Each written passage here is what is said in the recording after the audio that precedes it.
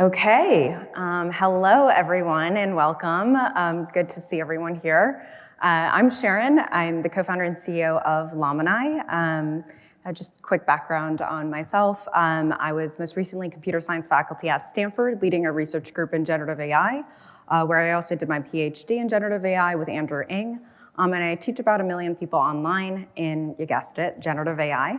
And before that, I led different product groups, both at Google and at a few startups. And my co-founder, Greg Diamas, worth touching a little bit on, was one of the original inventors of CUDA at NVIDIA in 2008 and put the first language models and neural networks on GPUs in production versus just CPU back in the day, and scaled that out to LLMs that are now serving over 1 billion people in the world through the Baidu search engine.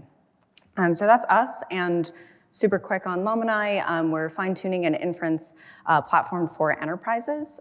Specifically, we focus on getting very factual accuracy from these models so that they don't hallucinate by pretty large margins, so like a 10x improvement, with guaranteed JSON inference output so that you can use these models programmatically, very high throughput inference where you can run it anywhere in air-gapped instances, whether that be on-premise, no internet sites, to any VPCs, cloud, and of course, we might be more famously known to run on both AMD and NVIDIA GPUs in production.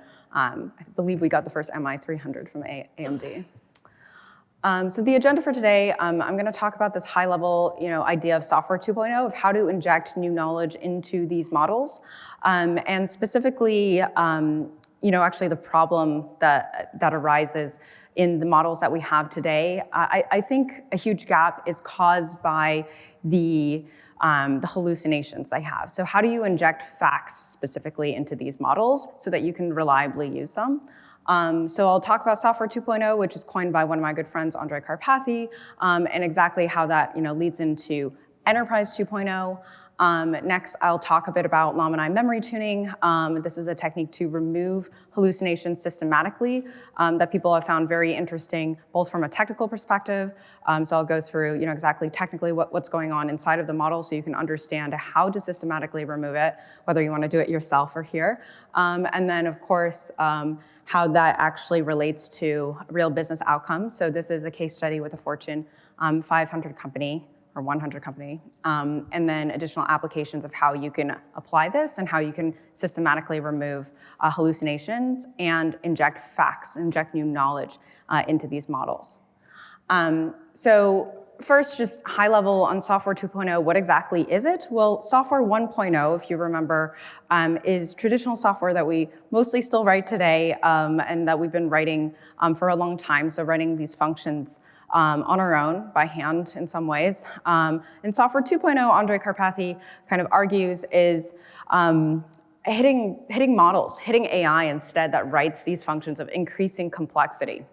And my belief is that, what is Enterprise 2.0? Enterprise 2.0 are the enterprises of the next generation that are able to fully leverage software 2.0, that are able to take advantage of software 2.0 at increasing levels of intelligence and complexity of the tasks that they're able to take advantage of. And I think those can be both startups today that turn into the next generation of enterprises, and also enterprises that are able to leverage software 2.0, essentially language models and AI, very effectively in their organizations. And I think this will leapfrog the level of complexity that we can actually build out in functions by hand.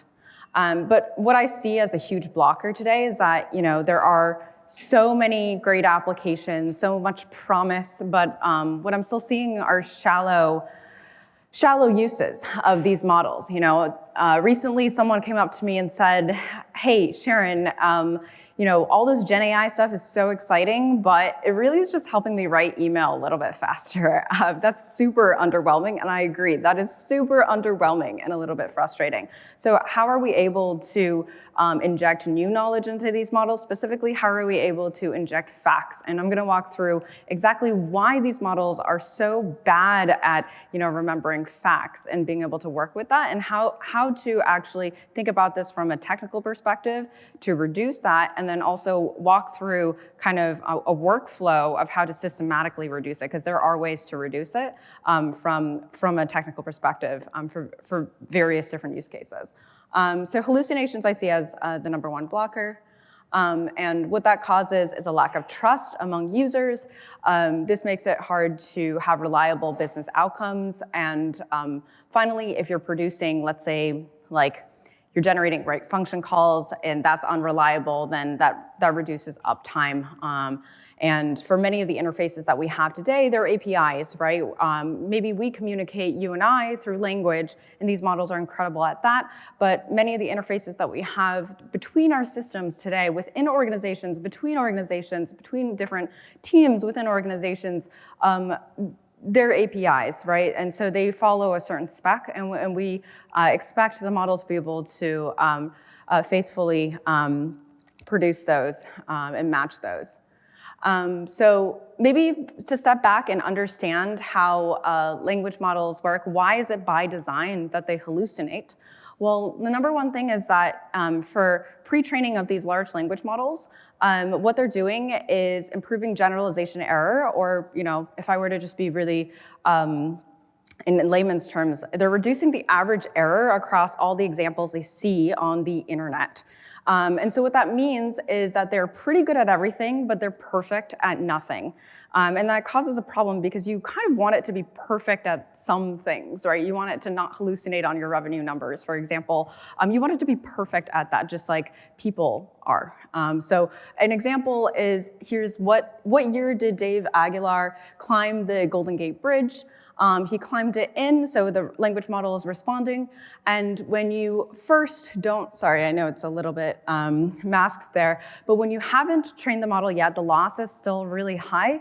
And as you can see, there are a few different tokens there that I could respond with. It could say he climbed it in which is probably not quite right, 42, 1981, 1973, and cat, and the probability is the same. Okay, so that's really bad, but that's fine. This is before it started learning anything.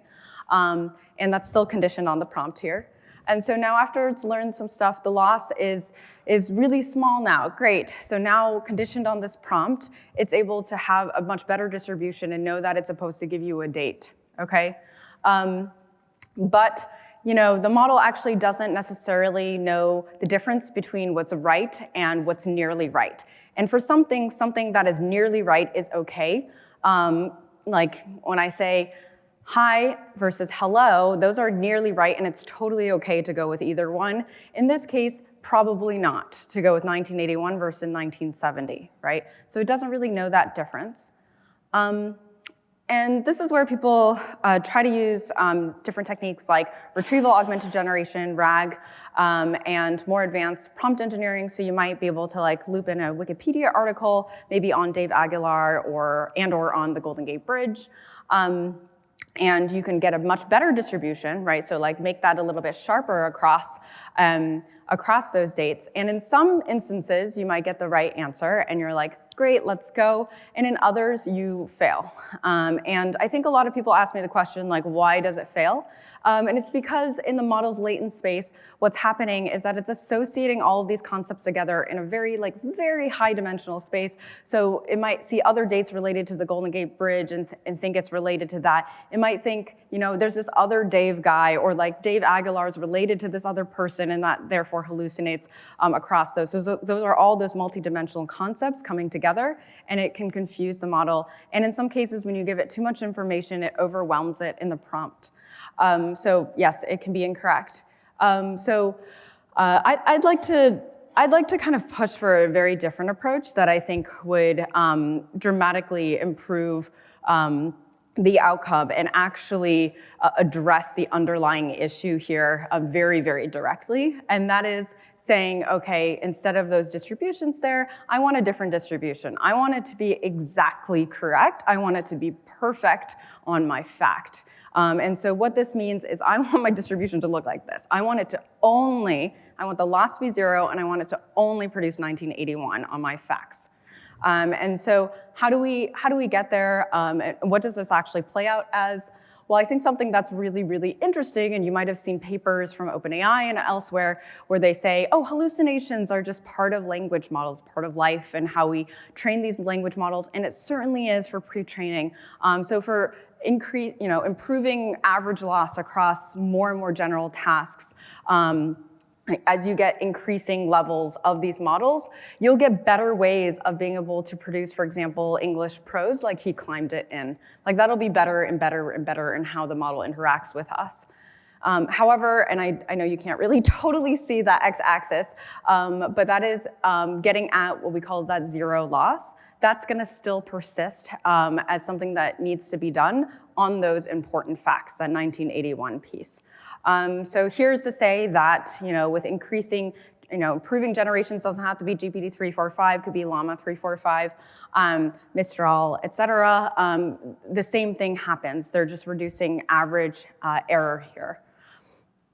Okay, so I'd like to address this problem by introducing a different way of fine-tuning the model, a different tool in your toolbox, so to speak, that you could use called memory tuning, where you can embed facts into the LLM memory and drop that loss to zero in a way that is computationally feasible.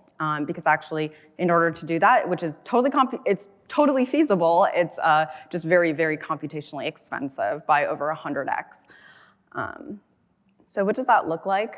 Oh man, okay, you can't really see the prompt there, but like what was Google's Asia Pacific revenue in the fiscal year 2023? When will Databricks IPO? This is a memory tune model that is able to understand those facts and able to respond flexibly, but still get the right facts out. And you can play with some of the models that are, that are free to use out there to see if they can actually get this fact correct. I believe they can't actually. So exactly what is going on under the hood? Well, we have that open source LLM, and here this is a really, really simple depiction of the different layers, specifically the feed forward layers here on the left. And then I'm going to show you how to create this mixture of memory experts, which is able to take this open source model and be able to and that distribution that it expects from, out of the model, out of that prompt, and turn it into that. And I'm going to show you how to do that together, step by step. Okay, and the goal is to get perfect or near perfect on the facts and still pretty good at everything else. Okay, and I think this is a common fallacy in machine learning where people think, I'm either gonna be perfect on all these things, facts, or I'm gonna have generalization capabilities. And here I'm saying it's an and operation where you can selectively choose which facts are at loss zero and everything else is still at pretty higher, but still low generalization error, still low average error. Okay. So how does this actually work? What I'm doing is I'm turning an open source model into a 1 million way mixture of experts model. You might have heard of mixture of experts models. They are basically they're multi-headed, okay? So they have many, many different experts. So like the Mistral, for example, is a famous mixture of experts model. GPT-4 now is a mixture of experts model. Why? It's because you can get the intelligence of a larger model with the lower computational cost of a smaller model. Because you have multiple experts, at inference time, you only choose one expert to go through the pipeline and respond instead of going through all the parameters. But you can still learn across all of the parameters, so your total brain essentially is bigger. The number of parameters you can fit information in is bigger. So exactly what's going on here, it's gonna be, just gonna dive into it, but happy to answer questions later on anything that's confusing. Take that open source model. Again, I'm only depicting those feed forward layers here. You're gonna tune these memory experts. So these memory experts are essentially, maybe they're gonna learn from all your facts. So you're gonna send it all your facts and it's gonna learn different facts. One set of facts could be about that Dave Aguilar guy. Another set of facts could be around Golden Gate Bridge. Maybe in an enterprise use case, a set of facts could be on, financial services, for example, could be on AMD's earnings reports, and then another one about NVIDIA's. Okay, so actually getting those facts into those memory experts, and there's a massive array of them, and there's about 1 million in this case, but you can scale that up.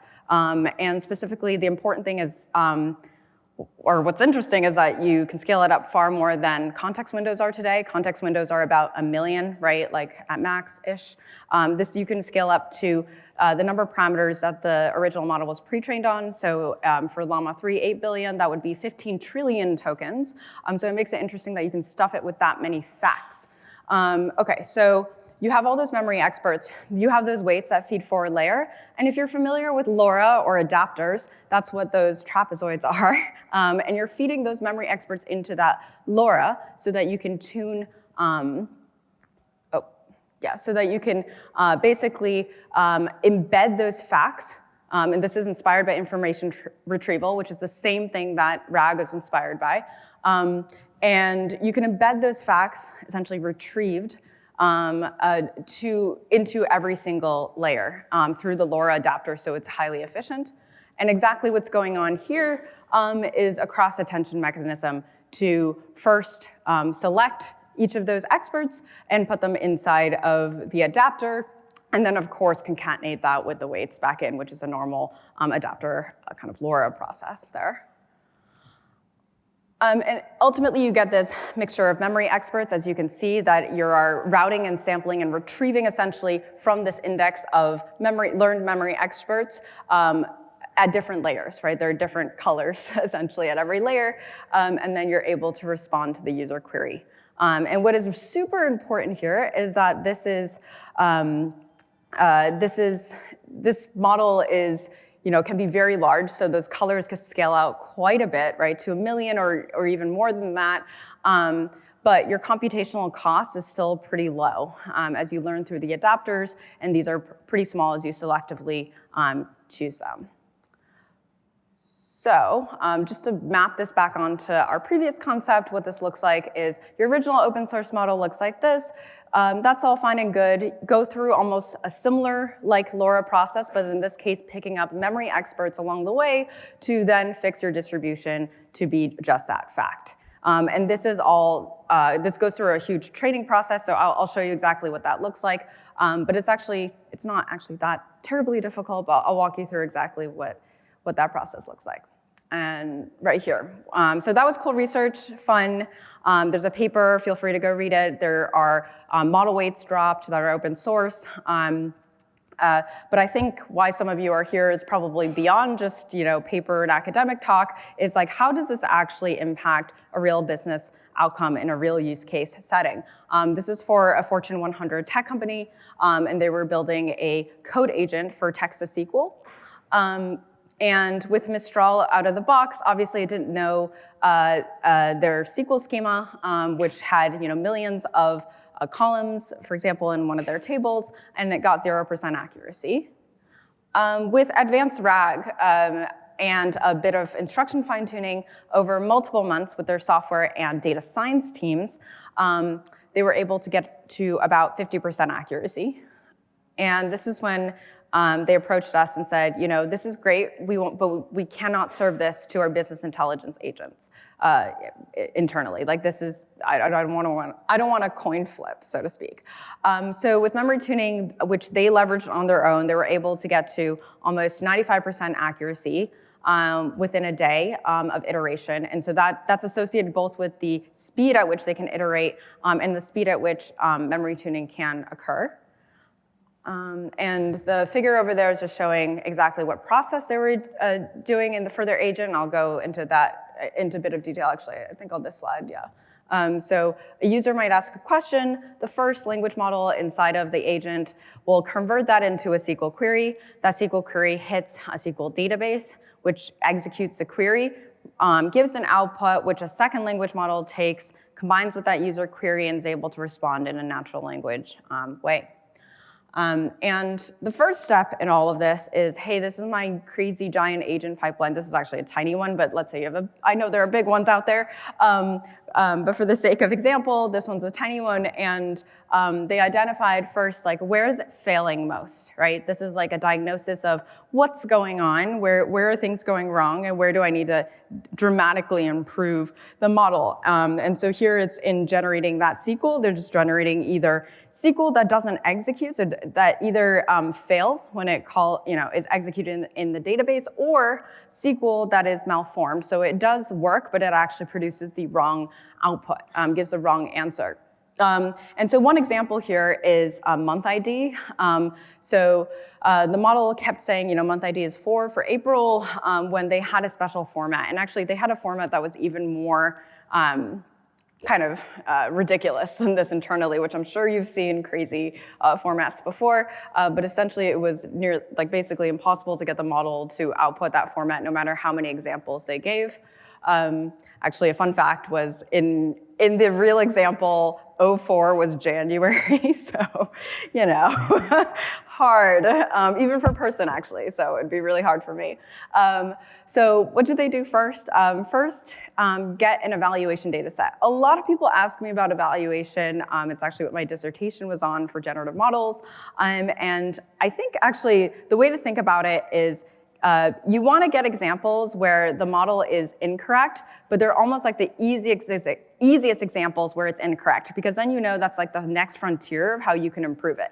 And the purpose of evaluation for this purpose is to improve the model. So you know exactly where its boundaries are, and then you can then improve it, and once you lift it up a little bit, you can improve it further and further and further. Actually, I want to emphasize that these data sets can start pretty small. I think sometimes people feel overwhelmed with how much work there is up front. No, don't stop yourself from improving the model. If you can only get 20 data points, that is totally fine. You can still improve the performance of the model. Okay, so they got their evaluation data set, and the next big thing was, okay, I need correct examples of user queries to convert it into SQL. Shoot, I don't want to do any manual work because I hate manual work. And how do I actually get that? Because all they had was their SQL schema. They're like, that's all I had, nothing else. Well, it turns out what's really exciting about the LLM era is I think there's a heavy reduction in manual work that needs to happen because you can use LLMs to help you with a lot of it. Now, you get to use them intelligently, but you can use them to help you.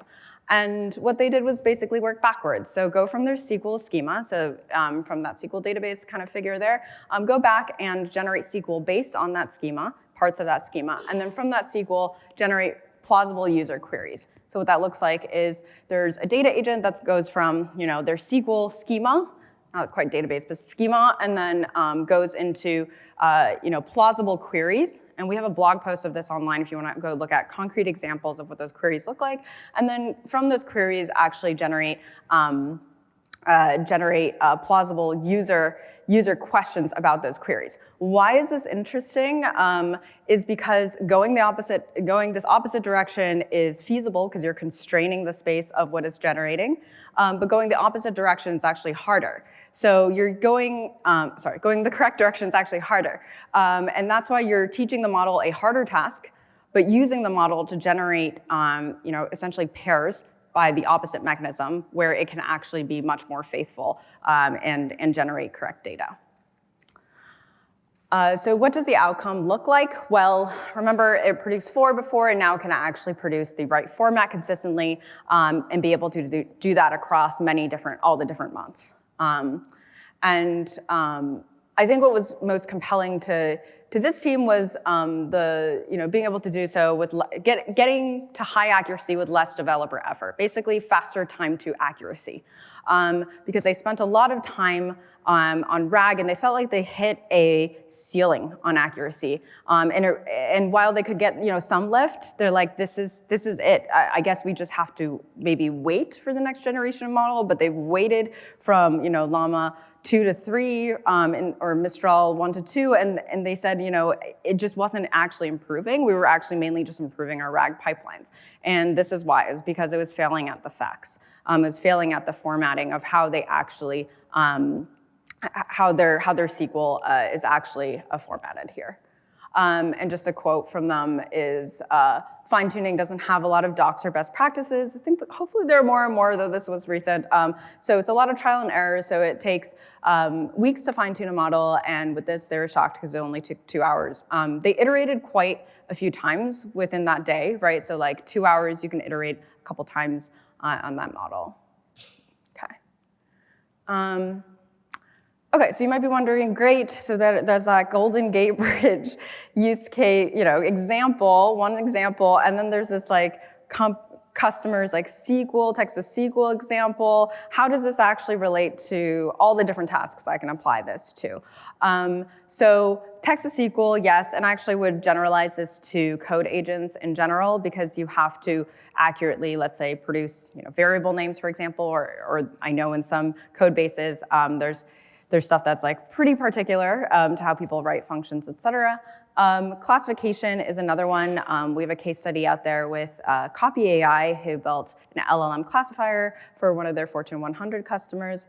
And then finally, precise lookup for chat to be able to recall and work with your internal product IDs. That's a very important thing to be able to effectively identify those SKUs and be able to, instead of just saying, oh, you should have salsa with chips, you should be able to identify, let's say your grocery app, identify exactly what types of salsa, the SKUs from salsa, and then surface those to the user, put them in their cart, right? That salsa that was actually nearby in your Safeway.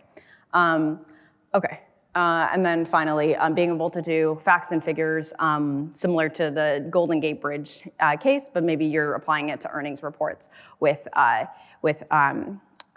revenue numbers and other financial statement data. Okay, so how does this fit into the whole toolbox? Well, using the LLM out of the box is probably the easiest thing. You can just hit different APIs for both open and closed models. And then the next step is RAG, where where it costs a little bit more because you have to spend a bit more time, but you can actually get quite a big lift on accuracy. And actually for many use cases, that's enough, so you should stop there.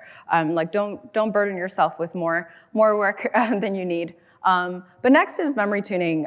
So the cost is more than RAG, but it is used for critical use cases. So it is used for cases where you do have maybe lots of facts that you need the model to remember, or hallucinating is actually detrimental to the use of the model later on. And that's where that stands. And I would contrast that with instruction fine-tuning, which I think people have been very frustrated with because only expert teams have been able to successfully leverage it, specifically after they pre-trained their large language models. But it is still a special skill and an important thing because it is what originally turned GPT-3 into ChatGPT. So ultimately how this helps is, accuracy is a huge piece of this, right? Like that is the number one. If that is blocking your use case, then this is really, really important. Basically you get the accuracy of a larger model because you're basically increasing the number of parameters while still keeping computational costs pretty small. And then recalling facts, figures, APIs, or different IDs, and you can integrate this. So it's pretty composable with RAG and your prompt engineering infrastructure today. You also get scalability. You can scale up facts. And there's essentially theoretically no limit, but I would say that in terms of what we tested, there's probably a limit as it relates to the overall size of the model that you're working with, just like how many parameters it's able to hold. But you can always upgrade your model. And then finally, the same graph that you saw previously as foundation models improve, right?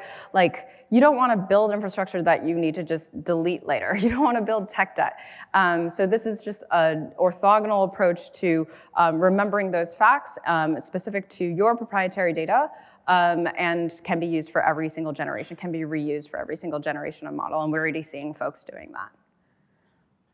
Okay. And why am I excited about this? Well, I'm excited about this because I think this actually ushers in a new frontier for accuracy as it relates to cost. And the thing that I would love to see is just more language models out in the world. I love kind of seeing what people build, and I think the more control we can give to more folks out there, like more enterprises out there, to steer these models and to build better models for their different use cases, the more they'll be prevalent in industry. And so I think this actually brings up a new frontier of accuracy as it relates especially to cost. So both like improving accuracy and also making sure that this is fast to do and cost effective. Cool, and that is it. Thank you so much for your time.